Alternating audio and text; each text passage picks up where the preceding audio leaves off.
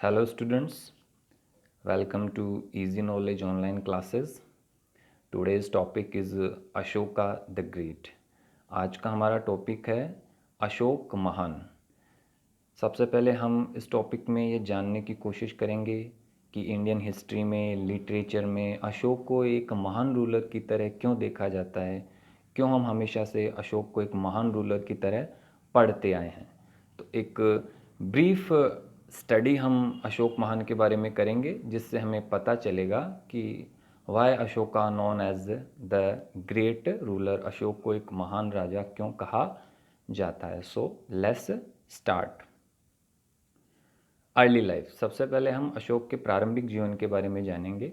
Ashoka was born as the Devanam Priyadarshi Samrat Ashok.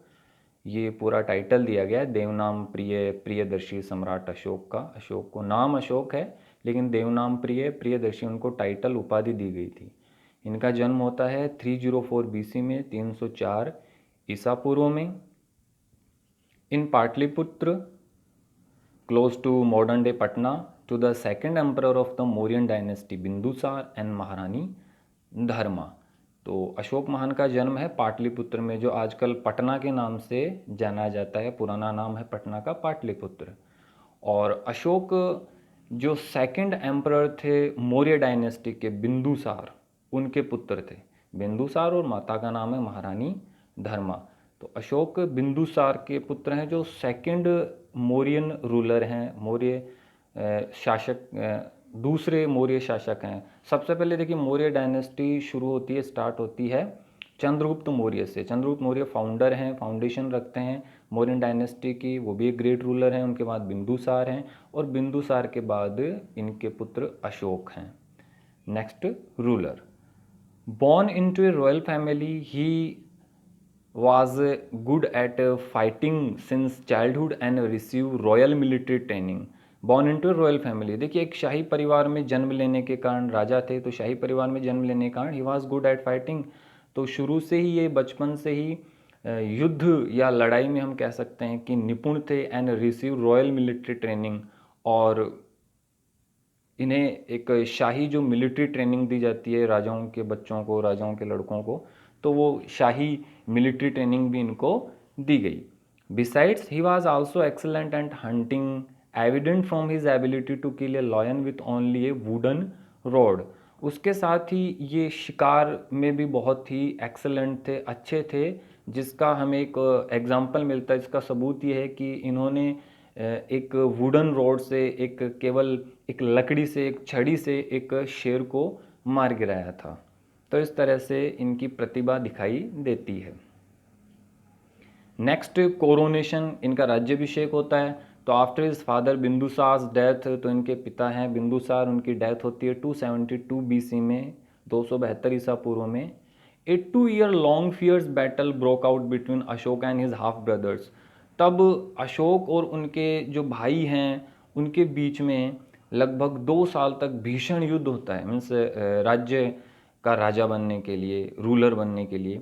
According to Dipavamsa and Mahavamsa, जो Buddhist text हैं, Buddhist literature हैं, Buddhist साहित्य हैं, दीपवंश और महावंश, उनके अनुसार उनमें लिखा गया है ही किल्ड हिज 99 ब्रदर्स, कि अशोक ने अपने 99 भाइयों को मार दिया था। स्पेयरिंग जस्ट वितोषक और Tissa to capture the throne, Vitashoka और तिस को छोड़ करके, और इस तरह से इन्होंने कैप्चर की थ्रोन को, मीन्स इनका राज्याभिषेक हुआ। ही वॉज कॉन्स्टेंटली एट वॉर। अब देखिए इनका एरिया है, इनका एम्पायर कितना बड़ा था, तो आप इस मैप में देख पाओगे एक बहुत बड़ा एम्पायर है। He was constantly at war during the first 8 years of his reign, की शुरुआत के, अपने राज्याभिषेक की शुरुआत के 8 सालों में ये लगातार युद्ध करते रहे, लड़ाइयों में लगे रहे, और अपने एम्पायर को एक्सपेंड करते रहे, बढ़ाते रहे अक्रॉस द इंडियन सब कॉन्टिनेंट, भारतीय महाद्वीप के बाहर भी, इंक्लूडिंग ईरान एंड अफगानिस्तान, कि ईरान और अफगानिस्तान, वेस्ट में ईरान और अफगानिस्तान भी इनके एम्पायर में थे, और बांग्लादेश और बर्मा, ईस्ट में बांग्लादेश और बर्मा भी इनके एम्पायर में थे। तो देखिए आप इस मैप में देख सकते हैं कितना बड़ा एम्पायर है इनका। ऊपर ईरान और अफ़गानिस्तान से लेकर के पूरा इंडिया, होल सब कॉन्टिनेंट इनके कंट्रोल में है। एक एरिया हम इधर छोड़ सकते हैं नीचे, जो साउथ में चोल, पांड्य और चेर किंगडम है शायद, तो ये एरिया शायद वहाँ लोकल रूलर के पास रहा होगा, और ऊपर एक कश्मीर का थोड़ा सा इलाका। उसके अलावा पूरा भारतवर्ष, जिसमें ईरान और अफ़गानिस्तान और इधर हम साइड में कह सकते हैं बांग्लादेश और बर्मा भी इनके एम्पायर में था, इनके नियंत्रण में था। तो एक बहुत बड़ा एम्पायर इनके पास था जो इन्होंने कंट्रोल किया था, जीता था।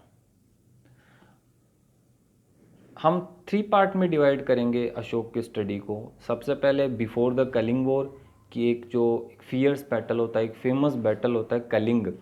तो कलिंग की लड़ाई से पहले अशोक का जीवन कैसा है, आफ्टर द कलिंग वॉर के बाद अशोक का जीवन कैसा है, और लीगेसी ऑफ अशोक कि अशोक की आगे की विरासत किस तरह से है, इसको हम देखेंगे। रीजंस ऑफ कलिंग वॉर, सबसे पहले जो फेमस बैटल है इसके लिए अशोक जाने जाते हैं, क्योंकि इसके बाद अशोक पूरी तरह से चेंज हो गए थे। तो सबसे पहले हम ये जानेंगे रीजंस ऑफ कलिंग वॉर कि कलिंग युद्ध के कारण क्या थे। कलिंग युद्ध लड़ा गया अशोक और राजा अनंत पद्मनाभ के बीच। उस समय कलिंग के रूलर थे राजा Anant Padmanabh. Kalinga was an important kingdom because it control the trade route. Kalinga एक इम्पोर्टेंट किंगडम था, अशोक के पास इतना बड़ा एम्पायर था, क्यों जरूरी थी कि एक छोटे से कलिंग पर उन्होंने अटैक किया। तो देखिए, Kalinga was an important kingdom, Kalinga एक इम्पोर्टेंट किंगडम था because it control the trade route with South East Asia, कि जो साउथ ईस्ट एशिया है उसके साथ अगर व्यापार करना है किसी दिल्ली के रूलर को या इंडिया के रूलर को, तो इसलिए कलिंग को जीतना उस समय ज़्यादा ज़रूरी था, कलिंग को कंट्रोल करना ज़्यादा ज़रूरी था। Because of this Ashoka the Mauryan king wanted to capture it, और इसी वजह से अशोक इसे कैप्चर करना चाहते थे, जीतना चाहते थे, नियंत्रण में रखना चाहते थे। Therefore he lead his huge army to Kalinga, और इसलिए उन्होंने 261 बीसी में 261 ईसा पूर्व में कलिंग पर आक्रमण कर दिया। The bloody war at Kalinga left over 1 lakh soldiers and civilians dead and more than 1,50,000 deported. कि देखिए कितना भयानक युद्ध था ये कलिंग का, जिसमें लगभग 1 लाख जो सोल्जर्स थे वो इसमें मारे जाते हैं, और सिविलियंस हैं वो मारे जाते हैं, और लगभग 1.5 लाख लोग हैं वो डिपोर्ट हो जाते हैं, छोड़ करके चले जाते हैं उस जगह को। This large scale killing of human sickened Ashoka so much that he vowed never to fight again and started practising non violence. ये जो लार्ज स्केल पर मास जो किलिंग होती है, इससे अशोका इसके बाद एक शपथ लेता है कि बहुत सारा डिस्ट्रक्शन जो देख लेता है अशोका, तो उसके बाद अशोका एक शपथ लेता है कि नेवर टू फाइट अगेन, वो कभी युद्ध नहीं करेगा दोबारा से, and started practising non violence, और अब से वो अहिंसा की प्रैक्टिस करेगा, नॉन वायलेंस की प्रैक्टिस करेगा। इम्पैक्ट ऑफ वॉर, तो इस युद्ध का प्रभाव अशोका पे क्या आता है। Emperor Ashoka did win the battle of Kalinga, battle of Kalinga Ashok जीत जाते हैं, and the state of Kalinga was eventually annex by Mauryan empire, और पूरी तरह से कलिंग के एरिया को मौर्यन एम्पायर में, अशोक के एम्पायर में मिला लिया जाता है। But the share number of leaves loss, लेकिन बहुत सारे नंबर में लोग मारे जाते हैं, बहुत सारी संख्या में लोग मारे जाते हैं।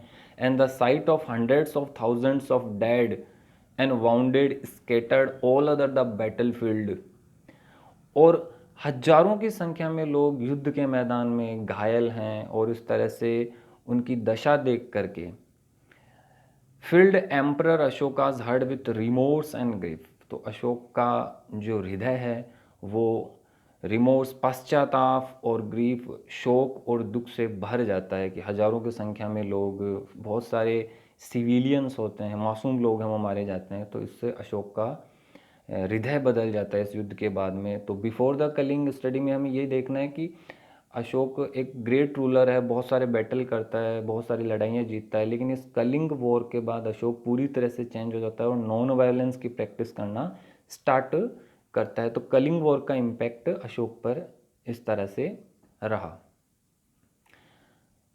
Thanks for watching. तो ये हमारा फर्स्ट वीडियो है अशोक पर। अशोक के 3 पार्ट होंगे जिसमें हम पूरी तरह से एक ब्रीफ डिस्क्रिप्शन और एक ब्रीफ स्टडी करेंगे अशोक के बारे में, और कंक्लूजन करेंगे कि किस तरह से अशोक को एक ग्रेट रूलर कहा जाता है। केवल लड़ाइयों की वजह से ही ग्रेट रूलर नहीं कहा जाता कि उन्होंने बहुत बड़ा एक एम्पायर बनाया। और भी बहुत सारी रीज़न है जो हम कंक्लूज़न में देखेंगे कि अशोक क्यों इतना महान रूलर बना, अशोक को क्यों इतना महान कहा जाता है। तो देखते रहिए अब हमारा नेक्स्ट वीडियो पार्ट 2 और पार्ट 3 में हम अशोक को पूरा डिस्क्राइब करेंगे।